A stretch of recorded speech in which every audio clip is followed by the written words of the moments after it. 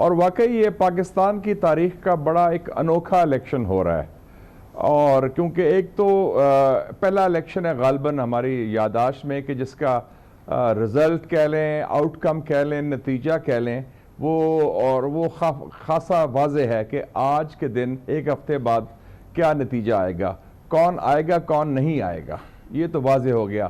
اس حوالے سے پاکستان اور بنگلہ دیش اور انڈیا کا کافی الیکشن میں سملریٹیز ہیں۔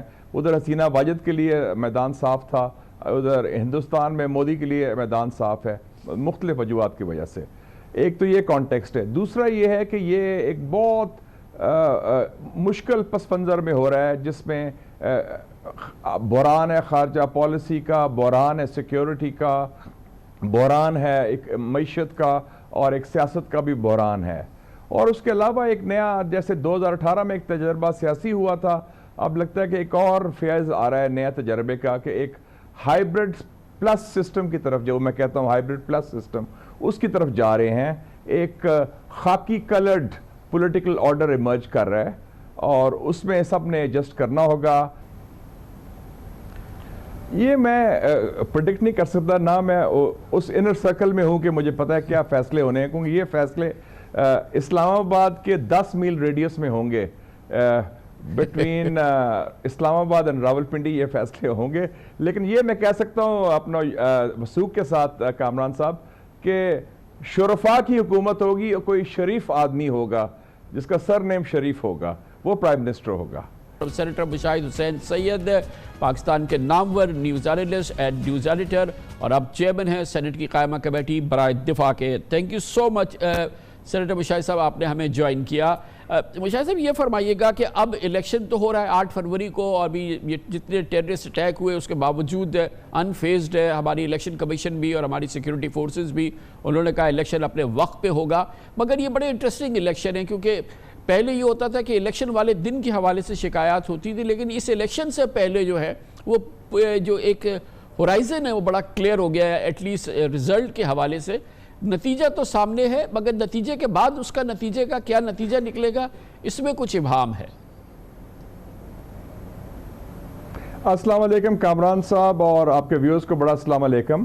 اور واقعی یہ پاکستان کی تاریخ کا بڑا ایک انوکھا الیکشن ہو رہا ہے، اور کیونکہ ایک تو پہلا الیکشن ہے غالباً ہماری یادداشت میں کہ جس کا رزلٹ کہہ لیں، آؤٹ کم کہہ لیں، نتیجہ کہہ لیں، وہ خاصا واضح ہے کہ آج کے دن ایک ہفتے بعد کیا نتیجہ آئے گا، کون آئے گا کون نہیں آئے گا، یہ تو واضح ہو گیا۔ اس حوالے سے پاکستان اور بنگلہ دیش اور انڈیا کا کافی الیکشن میں سملریٹیز ہیں۔ ادھر حسینہ واجد کے لیے میدان صاف تھا، ادھر ہندوستان میں مودی کے لیے میدان صاف ہے، مختلف وجوہات کی وجہ سے۔ ایک تو یہ کانٹیکسٹ ہے، دوسرا یہ ہے کہ یہ ایک بہت مشکل پس منظر میں ہو رہا ہے، جس میں بحران ہے خارجہ پالیسی کا، بحران ہے سیکیورٹی کا، بحران ہے ایک معیشت کا، اور ایک سیاست کا بھی بحران ہے۔ اور اس کے علاوہ ایک نیا، جیسے 2018 میں ایک تجربہ سیاسی ہوا تھا، اب لگتا ہے کہ ایک اور فیض آ رہا ہے نیا تجربے کا، کہ ایک ہائیبرڈ پلس سسٹم کی طرف، جو میں کہتا ہوں ہائیبرڈ پلس سسٹم، اس کی طرف جا رہے ہیں۔ ایک خاکی کلرڈ پولیٹیکل آرڈر ایمرج کر رہا ہے، اور اس میں سب نے ایڈجسٹ کرنا ہوگا، جس میں جیسے آپ نے صحیح فرمایا، میں ایگری کرتا ہوں آپ سے، ایک کمزور مخلوط حکومت بنے گی، ایک قسم کی قومی حکومت جس میں سب کو شامل کیا جائے گا، سب کے حصہ بھی ہوگا، اور سب کو اپنے رولز آف دا گیم کے مطابق اپنا کام کرنا پڑے گا۔ تو یہ ایک یونیک الیکشن ہے ہماری تاریخ میں۔ مگر اس میں اگر ہم جاتے ہیں تو جیسے کافی اندازہ ہے لوگوں کو اس الیکشن کی، سب سے بڑی بات یہ ہے کہ یہ بالکل اندازہ ہے، آؤٹ کم جو ہے ڈٹرمنٹ ہے، اس کا واضح اندازہ ہے۔ نون لیگ لیڈ ایک مخلوط حکومت، کمزور مخلوط حکومت ہوگی، جو کہ کیونکہ یہ ایک کوئلیشن گورنمنٹ ہوگی جو متعدد اتحادیوں کی بیساکھیوں پہ کھڑی ہوگی۔ اس کے ساتھ ایک جو SIFC ہے اس کا ایک بڑا حسین سنگم ہوگا۔ یہ ماحول جو ہے یہ ہمارے نواز شریف صاحب کو تو سوٹ نہیں کرتا، جس انداز کا جو انداز حکمرانی ان کا ہے، یا وہ جس قسم کی گرپ چاہتے ہیں پاور میں اور فیصلہ سازی میں، اس کے لیے تو یہ بہت ہی نیگیٹو ہے۔ تو بظاہر ایسا لگتا ہے کہ میدان صاف ہے شہباز شریف صاحب کے لیے اور نواز شریف صاحب انہی کو آگے لائیں گے؟ یہ میں پریڈکٹ نہیں کر سکتا، نہ میں اس انر سرکل میں ہوں کہ مجھے پتہ ہے کیا فیصلے ہونے ہیں، کیونکہ یہ فیصلے اسلام آباد کے 10 میل ریڈیس میں ہوں گے، بٹوین اسلام آباد اور راولپنڈی یہ فیصلے ہوں گے.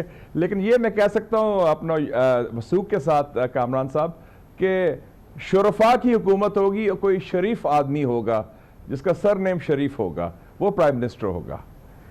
اب یہ فرمائیے گا کہ I can't mention the first name. Right وہ میں نہیں کہہ سکتا. رائٹ. مشاہد صاحب یہ فرمائیے گا کہ ہمیں تو بہرحال ایز اے پاکستانی ہمیں یہ دیکھنا ہے کہ یہ وہ الیکشن ہے جس میں جو اس وقت کی جو پریڈومیننٹ پولیٹیکل فورس ہے اس کو تو آؤٹ کر دیا گیا ہے، وہ تو مطلب اس وقت اس الیکشن میں نہیں ہے، اور ظاہر ہے کہ جو لوگ اس کو ووٹ دینا چاہتے ہیں ان کے لیے ایک بڑی سٹرگل ہے کہ وہ ان کے آزاد امیدواروں کو ووٹ دے، پارٹی کو نہیں دے رہے، اس کے بلے کا نشان نہیں، یہ ساری چیزیں جو ہیں اس کی کیا ہمارے پولیٹیکل نظام نے اور ہمارے پولیٹیکل فیوچر نے اور ملکی استحکام میں آئندہ آنے والے مہینوں میں سالوں میں اس کے کچھ اثرات ہوں گے اس پہ کیا؟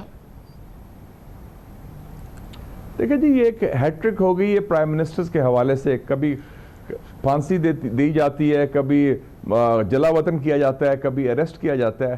یہ پاکستان کا امیج جو ہے انٹرنیشنلی، میں کیونکہ کافی لوگوں نے مجھے فون بھی کیا، بات بھی ہوئی کہ اب وہ ہو رہا ہے کہ وہ تو دیکھ رہے ہیں کہ پاکستان کے فارمر پرائم منسٹر کا track record after being leaving office وہ خاصا برا ہے، اور اس سے ہمارا امیج بھی بڑا خراب ہوتا ہے. اور میں سمجھتا ہوں کہ اس میں یہ بھی ہے کہ آپ کامران صاحب یہ نہ بھولیں کہ 6 کروڑ آپ کے ووٹرز ہیں جن کی عمر 18 اور 35 سال کے درمیان ہے، اور جن کی زیادہ تر وہ جو جھکاؤ کہہ لیں، ہمدردیاں کہہ لیں، وہ پی ٹی آئی کے ساتھ ہیں، نوجوانوں کی میں بات کر رہا ہوں.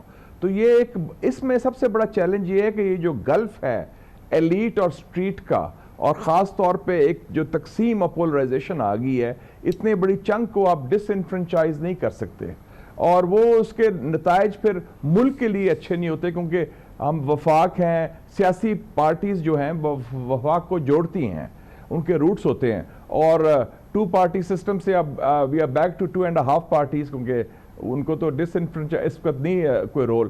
تو میرے خیال میں یہ جو بہت بڑا چیلنج ہوگا to give a healing touch, اور تاکہ ایک لاسٹنگ سٹیبلٹی آئے، ورنہ تو پھر وہی لوگ کہیں گے کہ اچھا نیکسٹ راؤنڈ کیا ہونا ہے، انتظار کیا ہونا ہے، کیونکہ ایک راؤنڈ اب رول ریورسل ہوگی نا، جو 2018 میں ہوا تھا نون کے ساتھ، وہ 2024 میں پی ٹی آئی کے ساتھ ہوا ہے. یہ بتائیے گا کہ بہرحال آج جس سچویشن میں ہم کھڑے ہیں، پی ٹی آئی جو ہے وہ جیسے آپ نے کہا کہ اس کے سپورٹر ڈس انفرنچائز ہو گئے ہیں سپریم کورٹ کے ججمنٹ کے بعد، تو یہ مگر فرمائیں کہ یہ جو اتنا ایک ہارڈنڈ ہم اسٹیٹ کا رویہ دیکھ رہے ہیں پی ٹی آئی کے حوالے سے، ظاہر ہے کہ یہ ایک بہت ہی ہارڈنڈ ایک سٹانس ہے، اور اس کے مینیفیسٹیشن ہمیں مختلف طریقے سے نظر آتی ہے روزانہ. یہ فرمائیے کہ اس میں کتنا قصور، ایک تو ظاہر ہے کہ ایک اس طرف کی صورتحال ہے کہ عمران خان صاحب ایک بڑے پاکستان کے ٹاپ پولیٹیشین ہیں، لیکن بالکل ریلینٹ نہ کرنا، بالکل فلیکسیبل نہ ہونا، بالکل ایکوموڈیٹ نہ کرنا، جو نواز شریف صاحب کرتے ہیں ان کو بھی بہت بری طریقے سے نکالا جاتا ہے. ان کے ساتھ بھی بڑا بہت ہی سخت اور بہت زیادہ سخت ان کے ساتھ بھی رہا ہے رویہ، لیکن وہ بڑے ایکوموڈیٹ کرتے ہیں، اور پھر بڑے طریقے سے ان کی اپنا جو نیٹ ورک ہے انٹرنیشنل اور لوکل، وہ پھر اس کو بڑا موبلائز ہوتا ہے، اور پھر بڑے میریکلس طریقے سے وہ جاتے ہیں، اور 7 سٹار ان کی فلائٹ ہوتی ہے، پھر وہ بڑے آرام سے رہتے ہیں. آصف زرداری صاحب بھی، جنرل فیض نے ان کو گرفتار کیا تھا عمران خان کے زمانے میں، لیکن وہ بھی آپ نے دیکھا کہ وہ 20-25 دن بعد نیب کے ایک ایئر کنڈیشن کمرے میں رہے، اس کے بعد وہ نکل آئے. ان کی جو ہمشیرہ ہیں فریال تالپور، ان کو بھی گرفتار کیا گیا تھا، چاند رات والے دن گرفتار کیا تھا، مگر یہ لوگ مینیج کرتے ہیں اور یہ نکل آتے ہیں. عمران خان صاحب نے بالکل ریلینٹ نہیں کیا، کوئی فلیکسیبلٹی یا میں کہوں کہ کوئی پولیٹکس نہیں دکھائی. اس کا بھی نقصان ہے ملک کے سیاسی ماحول پہ. جی بالکل، کیونکہ دیکھیں نا، politics is the art of the possible, اور politics is the art of compromises.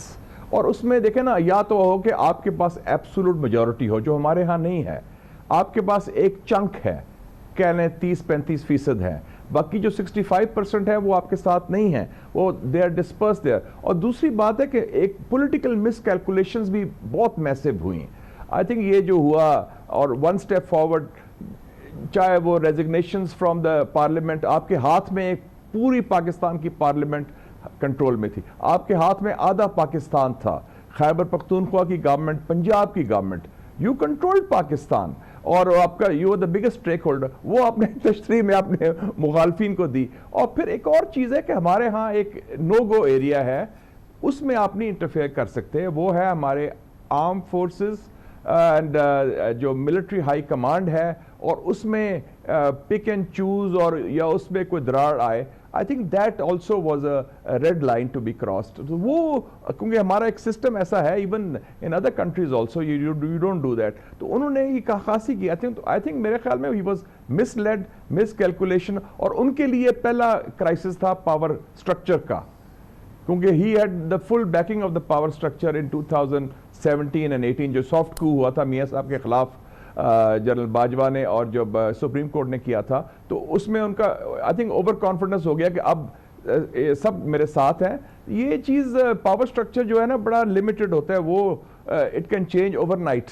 Pakistan میں تو اگر آپ it happened with Zulfiqar Ali Bhutto, ان کا ہینڈ پک ضیاء الحق نے ان کے خلاف کو کر دیا اور پھر اس کو ہینگ بھی کر دیا. میاں صاحب کا ہینڈ پک مشرف نے ان کو خلاف کو کیا اور ان کو ایگزائل بھی کیا. تو ہماری سبق نہیں سیکھا انہوں نے ہماری ہسٹری سے کہ where power lies and how to handle and cope with that power. اچھا, مجھے ایک چیز میں سمجھنا چاہتا ہوں اور اپنے ناظرین کو بھی آپ کے ذریعے سمجھانا چاہتا ہوں کہ کیا وجہ ہے. عمران خان آپ کو معلوم ہے کہ اپنے جو ان کی ٹرم کا اینڈ تھا, ووٹ آف نو کانفیڈنس سے پہلے اپنی مقبولیت کی نچلی ترین جگہ پہ کھڑے ہوئے تھے. شاید اگر وہ پاور میں رہتے تو اگلے 6 مہینے میں ویسے ہی پیرش ہو جاتے ہیں ان کا اسٹرکچر جو تھا. لیکن اس کے بعد سے جو ابھی ہم صورتحال دیکھ رہے ہیں, حالانکہ انہوں نے ڈیزاسٹرس پولیٹیکل مووز کی, آپ نے ذکر کیا نیشنل اسمبلی سے ریزگنیشن کا, پنجاب کے پی پہ کو ایک ڈسبینڈ کر دینے کا, بزدار کو 5 سال رکھنے کا, بشرا بی بی کی آنکھ میچ کے جو ہے ان کی باتوں کو پیچھے چلنے کا, اور ان گنت چیزیں جو کہ سامنے لکھی ہیں سامنے. مگر اس سب کے باوجود آج یہ عوام اور یہ نوجوان اور یہ خواتین جو ہیں, یہ کیوں پی ٹی آئی کے عمران خان کے ساتھ کھڑی ہیں؟ اس کی آپ کے نزدیک کیا ایکسپلینیشن ہے؟ میرے خیال میں 2 ایکسپلینیشن نظر آتے ہیں. ایک تو یہ ہے کہ پاکستانی عوام کا ایک جنرلی ایک ایٹیٹیوڈ ہوتا ہے کہ جو انڈر ڈاگ ہو یا مظلوم ہو اس کا وہ ساتھ دیتے ہیں. ان کے نظر میں کہ یہ جو ہوا یہ مظلومیت ہے. مجھے یاد ہے کہ ذوالفقار علی بھٹو صاحب کے خلاف بڑی سخت ایجیٹیشن ہوئی تھی اور بڑے لوگ خلاف ہوئے تھے, پی این اے کی ایجیٹیشن 5 جولائی کو. لیکن کو جب ہوا 5 جولائی کا جنرل ضیاء الحق کا, مجھے یاد ہے کہ میں اس کو پڑھاتا تھا سٹاف کالج میں, 8 اگست 1977 کو آدھا لاہور آ گیا تھا ان کو لینے کے لیے ایئرپورٹ, جب وہ as a ex prime minister آئے.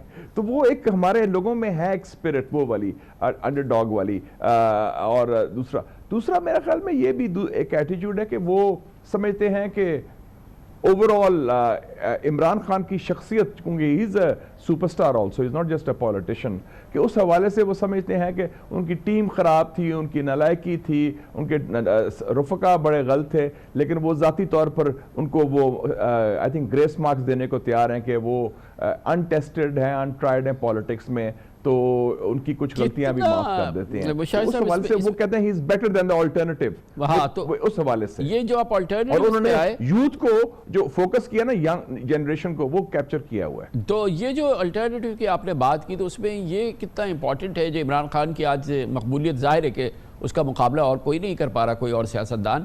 اس میں ایک یہ کتنی امپورٹنٹ بات ہے کہ جو ان کی جگہ آپشنز نظر آئے, کہ جو مثال کے طور پہ نون لیگ 4 بار حکومت کر چکی ہے, اب تک 5ویں حکومت کی طرف جا رہی ہے. زرداری صاحب کا اپنا ایک امیج ہے, پیپلز پارٹی کا اپنا ایک امیج ہے. پیپلز پارٹی کی سندھ میں حکمرانی جو صورتحال ہے, جو ذرا بھی سندھ سے واقف ہے وہ اچھی طرح سے جانتے ہیں. باقی جو دوسری سیاسی جماعتیں ہیں, جو الٹرنیٹیوز نظر آئے, اور عمران خان کے ساتھ جو کچھ ہوا, اس نے کتنا بڑا رول پلے کیا ان کی مقبولیت کو پراپ اپ کرنے میں, جو کہ سنک کر چکی تھی. میں سمجھتا ہوں کہ یہ 3 بار 4 بار کی بات نہیں, it's also whether you deliver or not. اب اردوغان جو ہے وہ 20 سال سے پاور میں ہے اور ڈیموکریٹکلی الیکٹڈ ہے, انہوں نے کیا کیا؟ انہوں نے ڈیلیور کیا ہے. مجھے ابھی تک یاد ہے جنرل باجوہ کی بات, یہ جب آئے تھے پارلیمنٹ ہمارے پاس, he was chief of army staff senate میں, تو ہم نے پوچھا, ہم نے کہا کہ ترکی میں تو جو کو ہوا تھا 2016 کا, اردوغان نے تو بندے پکڑ لیے تھے. اس نے کہا جی اردوغان نے 157 جنرلز کو ہتھ کڑی لگائی اور جیل کیا, اس لیے کیا بیکاز ہی ڈیلیورڈ. اگر آپ لوگ بھی ڈیلیور کریں گے تو آپ بھی یہ کر سکتے ہیں. دس از واٹ ہی سیڈ. اور نیکسٹ ڈور دیکھ لیں, مودی جو ہے وہ تیسری بار آ رہا ہے, لیکن دونوں دفعہ یہ دیکھیں کہ وہ مودی بھی کہہ رہا ہے ہی از اگینسٹ ڈائنیسٹک پالیٹکس, اور ادھر بھی جو اردوغان ہے اس نے ایک اپنا پارٹی سٹرکچر بنایا ہے. تو اس میں basically I think that leadership, اور اس میں ہم نے, ہمارے ہاں تو political parties of family firms بن گئی ہیں نا. It's become not just dynasties, family firms, it's extension of your سارا کچھ. تو وہ ایک کتنا نقصان دہ ہے Imran Khan comes across as different. Mushahid صاحب, کتنا نقصان دہ ہے پاکستان کی سیاست کے لیے کہ we are back to one, اور آپ نے کہا فیملی کمپنیز ہیں, یہ تو ایک بالکل ڈینسٹک اور ہارڈ کور ڈینسٹک پورا سلسلہ ہے, اور ہم اس میں واپس آ گئے. ہمارے پاس ایک تھرڈ آپشن جو تھا وہ اب جو ہے فی الحال تو وہ they have been forced out completely, وہ آپشن ہی نہیں رہا کسی کے پاس. اب فورسڈ اب یہ ہے کہ اب آپ جائیے انہی کے پاس دوبارہ, انہی کو ووٹ دیجئے, ان کو دوبارہ لائیے, اور اس کے علاوہ کوئی آپشن نہیں ہے, اور پھر ریاست بھی ان کے ساتھ کھڑی ہے. لیکن آپ دیکھیں نا, آپشن تو کریٹ ہو گیا نا, ایک ویکیوم تھا, اب وہ ویکیوم فل ہو گیا. آپ نے دیکھ لیا کہ وہ ہائیبرڈ پلس سسٹم آ گیا ہے. اٹس ناؤ وہ بیلنس جو تھا سول ملٹری کا وہ چینج ہو گیا ہے. now it is the it's as I said کہ خاکی کلرڈ پولیٹیکل آرڈر ہے, اور انہوں نے کہا کہ ٹھیک ہے اگر آپ مسئلے حل نہیں کر سکتے جو ہماری روایتی سیاسی جماعتیں ہیں یا روایتی سیاسی کلاس ہے, تو we'll do it. اکانومی ہم ٹھیک کریں گے, زراعت ہم ٹھیک کریں گے, مائننگ ہم ٹھیک کریں گے, نیب ہم ٹھیک کریں گے, نادرا ہم ٹھیک کریں گے. مشاہد صاحب, is it really bad for change تو ہو گیا نا پاکستان؟ پاکستان میں. یہ کیا یہ پاکستان کے لیے کوئی برا آپشن ہے؟ It's very unfortunate for Pakistan کہ ہم نے, افسوسناک بات ہے کہ we are back to square one instead of moving forward. اور اس میں میں سمجھتا ہوں کہ ہماری سیاسی جماعتوں کی زیادہ کوتاہی ہے. آپس میں ہم نے رولز آف دا گیم نہیں بنائے, سیاسی چپکلش کو ہم نے ایک ذاتی دشمنی میں تبدیل کر دیا. ان اینڈنگ بیٹل ہے. آپ چائنا جائیں, امریکہ جائیں, عرب ملک سے جائیں, وہ کہتے ہیں پاکستانیز اپنے مسئلے نہیں حل کر سکتے. They don't settle down. آپ ہر جگہ کوئی نہ کوئی آپ کا بحران رہتا ہے, اور وہی بحران ہوتا ہے کہ ایک دوسرے کی آپ بغل میں پیچھے پڑے ہوئے ہیں, کرسی میں بیٹھنے کو تیار نہیں, مسئلے حل کرنے کو تیار نہیں, مشکل فیصلے کرنے کو تیار نہیں, اور پھر بس کہتے ہیں کہ کرسی ہمیں دے دو, اور پھر وہ کرسی آپ کو پھر ملے گی, لولی لنگڑی کرسی ملے گی, پھر آپ کو وہی اب ہو رہا ہے. پوسٹ 8 پولیٹیکل آرڈر آئے گا 8 فروری کے بعد, وہ تو بڑا کلیئر ہو گیا, somebody else in the driving seat. تو ٹھیک ہے, مگر یہ دیکھیں نا کہ جو ابھی آپ نے پرفارمنس کی بات کی, ہم نے ابھی یہ پولیٹیشین کی پرفارمنس دیکھی, پہلے پی ڈی ایم میں دیکھی جو آخری پرفارمنس ہے, اس کا ذکر اب نہیں کرتی نون لیگ اپنی کیمپین میں, لیکن جو اس دوران جو ڈیزاسٹرز ہوئے ہیں, جس طرح سے ڈار صاحب نے یہ فنانس چلایا ہے, جس طرح سے آئی ایم ایف کو ٹریٹ کیا, جس کا پاکستان کو جو کاسٹ ہوئی, جو ایک جگہ ایکسچینج ریٹ کو روکا, اس سے پہلے عمران خان کی حکومت میں بھی کوئی اکانومی اور یہ کوئی اس میں چار چاند نہیں لگ رہے تھے, اس سے پہلے جو معاملات ہیں وہ اپنی جگہ ہیں. لیکن یہ ابھی آپ دیکھیں کہ یہ ایک نان پولیٹیکل گورنمنٹ آئی جو کیئر ٹیکر گورنمنٹ تھی, اس کے ساتھ ایک ایس آئی ایف سی جو کہ شہباز صاحب جس کو جنم دے کے گئے تھے, اس کا ایک ملاپ ہوا, اور یہ پرفارمنس فرسٹ کلاس پرفارمنس رہی ہے پچھلے, اگر آپ دیکھیں 6 مہینے میں انوار الحق کاکڑ پرائم منسٹر نے اچھی طرح سے اپنے آپ کو بڑا اچھی طریقے سے کنڈکٹ کیا, اچھی طرح سے بات کی, اچھی طرح سے انہوں نے چلایا جس سے جو بھی ان کے پاس مینڈیٹ تھا, اور ڈیلیوری بھی بڑی اچھی ہوئی ہے. تو اگر آگے چل کے جیسے آپ فرما رہے ہیں ہائیبرڈ پلس کی طرف ہم جا رہے ہیں, آرمی اور یہ جو بھی سو کالڈ جو الیکٹڈ گورنمنٹ ہوگی وہ مل جاتی ہیں, تو کم از کم پاکستان کے عوام کو تو اس سے نقصان نہیں ہوگا نا, ہمیں ہماری اکانومی ہماری یہ چیزوں بھی شاید بہتری ہے. سر میں آپ سے ایگری کرتا ہوں کامران صاحب, we should be loyal to the objective.